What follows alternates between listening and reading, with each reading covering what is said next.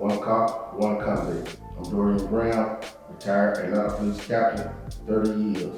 I'm here with Ricky Johnson, ex-con, have served 37 years off and on in the Georgia prison system. All right, we got some good content. You guys need to stay tuned. It's going to be very interesting. So we're getting ready to kick it off right now. Ricky, you said you did 37 years in prison. Tell me what led up to that. Well, as a child, my father was an old bootlegger, and I came up around a lot of gunfights and knife battles and a little criminal activity. And on my 13th birthday, I lost my father to a fatal car accident. And he was my hero. And a lot of things that he taught me, and a lot of places that he carried me around, gambling houses, whiskey houses, and places like that. Once he deceased, I took to the streets and I started going to those places and hanging out. And one of my old childhood friends, we embarked on an auto theft ring, a two-man auto theft ring, and we started stealing cars. And that led to my life of crime. And from there, it escalated to burglaries and armed robberies. And at 16 years old, from 13 to 16, I committed 3 aggravated assaults as a juvenile.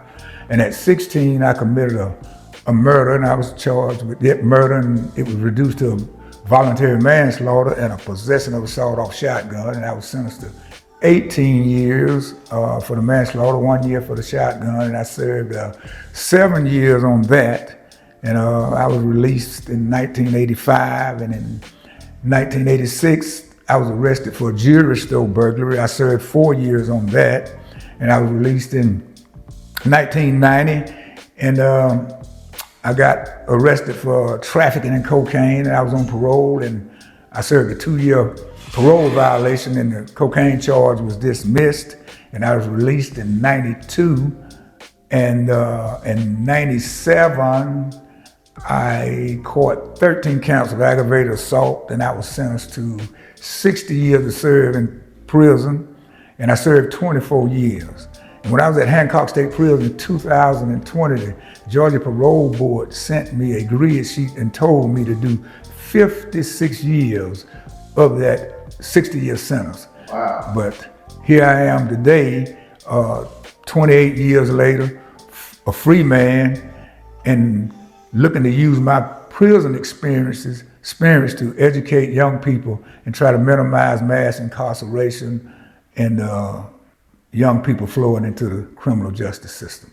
So tell me, I heard you say something about you had a sawed-off shotgun. So did your father put that sawed-off shotgun in your hand? How did you come to get possession of a sawed-off shotgun?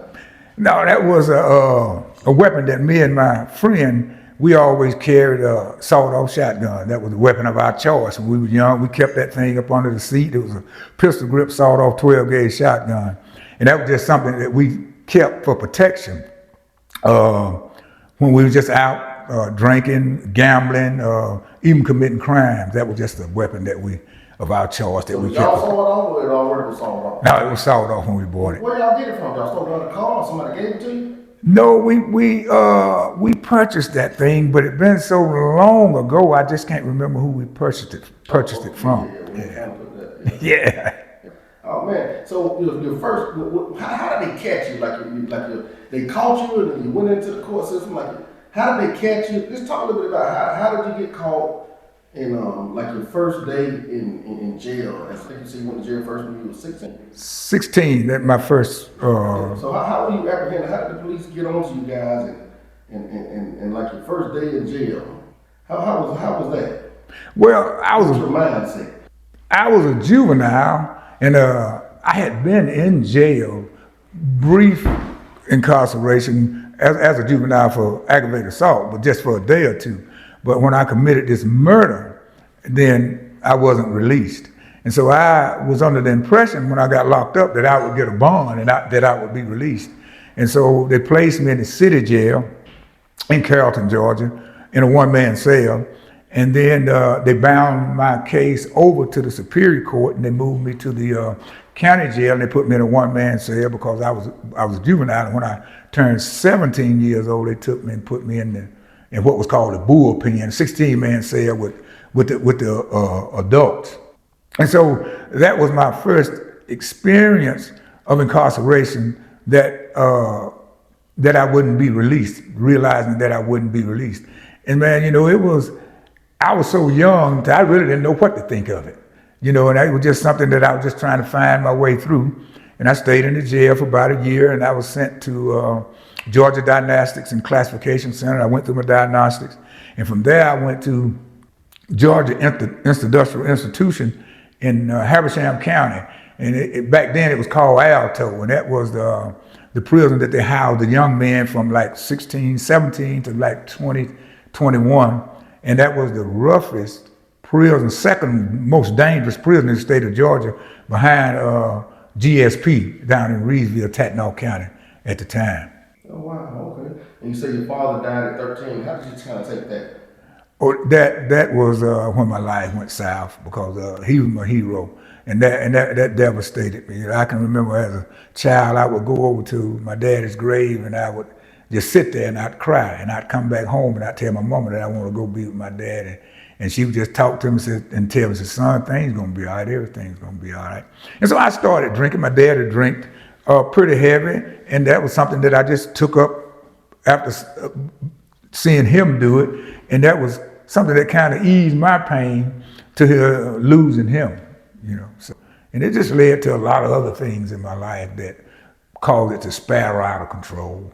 And now, in closing, I heard you say that you want to get your message out and help other people not do some of the things that you. So, at what point, while you was in prison, you realized, hey man, I need to do something. What I've done is taken my life where it need to be going in. And I want to actually get in and read and learn and help other people and get this message out to not only just people in prison, but also some children as well. So at what point in prison did you realize that you did something great in your life?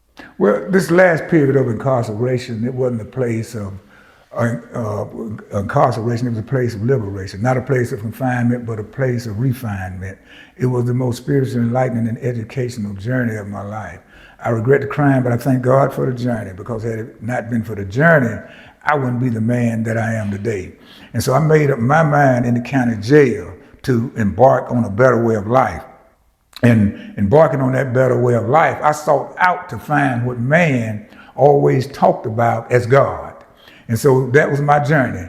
If it's a God, I want to know and experience this God. And so I started to study Christianity. I started to study Judaism, Islam, ancient Egyptian mysticism, the Hindu religion. I studied, and I continue to this day to study the Bhagavad Gita, the Hindu scriptures. I find them to be one of the most profound spiritual writings that I have ever studied. And so I look back over my life in retrospect, and from when I was a child up until the point that I had found myself in prison in this last period of incarceration. And I walked myself through that, asking myself, how do I find myself at this point in my life?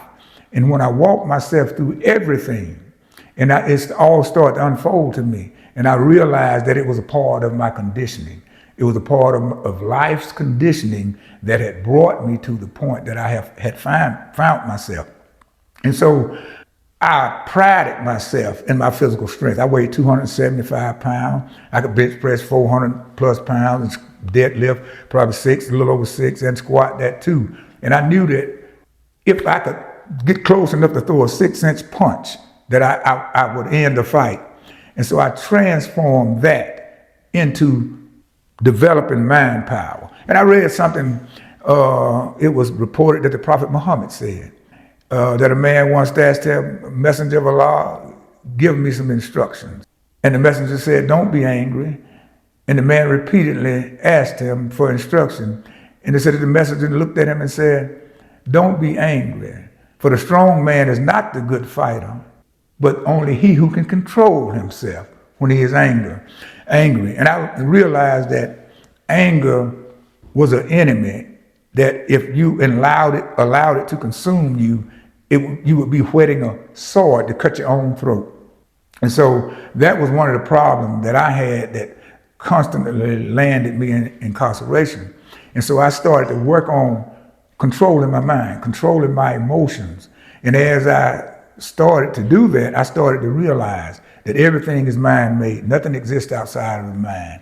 In order for it to be an earthly blueprint, there must first be an etheric black print created by a mind.